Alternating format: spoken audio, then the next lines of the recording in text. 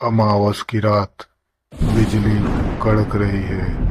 आसमान में बादल गरज रहे हैं। रेखा हाथ में टॉर्च लिए खेतों से होते हुए गांव के पीछे वाले सुनसान रास्ते पर चल रही है।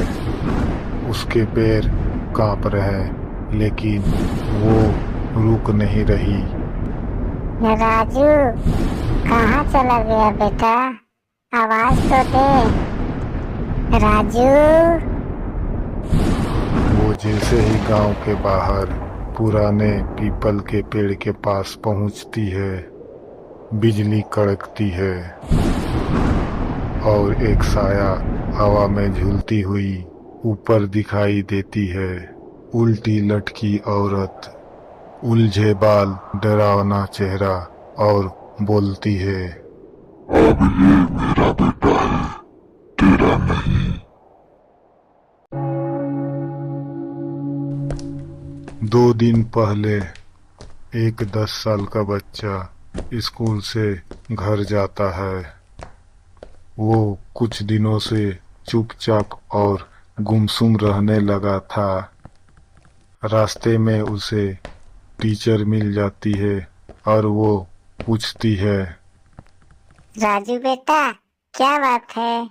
इतने दिनों से तुम तालाब के किनारे क्या करते हो? वो औरत आती है, वो कहती है, मैं उसका बेटा हूँ, वो मेरा नाम भी जानती है। टीचर चौंक जाती है और ये बात उसकी माँ रेखा को बताती है। रेखा सुनकर सोच में पड़ जाती है। ये बोलकर टीचर चली जाती है।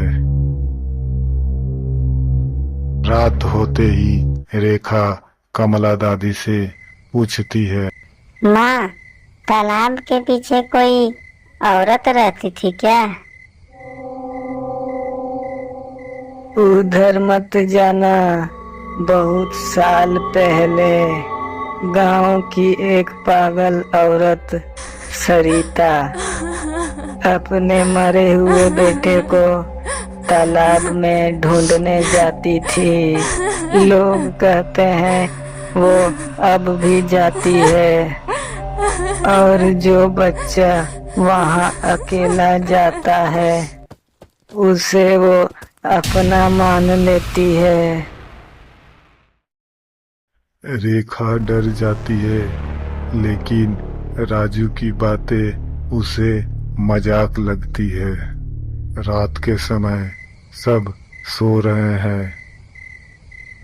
राजू अचानक आंखें खोले बिना उठता है और दरवाजा खोलकर बाहर निकल जाता है।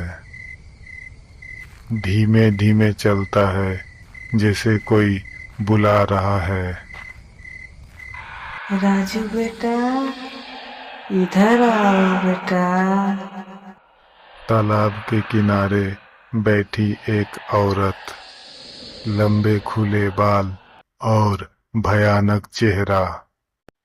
जैसे ही राजू पास जाता है वो बोलती है, राजू, तू आ गया बेटा।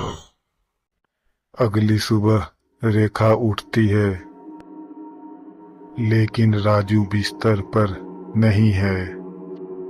रेखा पूरा घर सिर पर उठा लेती है लेकिन कोई नहीं जानता कि वो कब गया।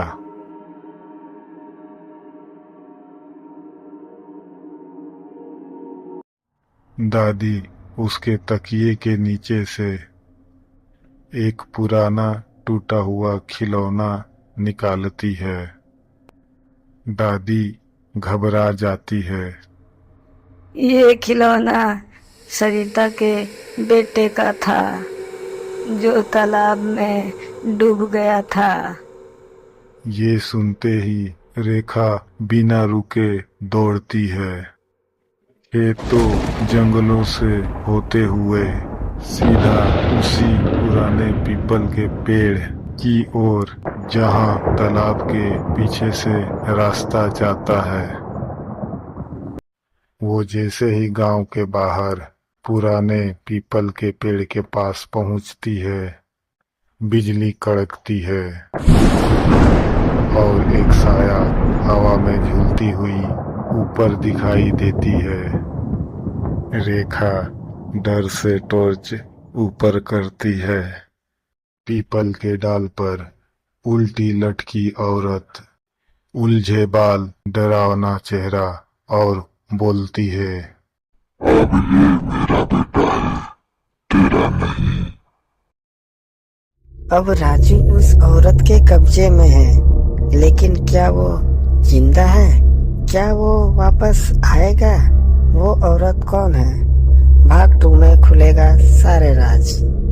क्या आपको ये वीडियो अच्छी लगी तो वीडियो को लाइक करें। अगर आप दूसरा भाग देखना चाहते हैं तो चैनल को सब्सक्राइब करें ताकि आपको इसका अपडेट मिल जाए। धन्यवाद।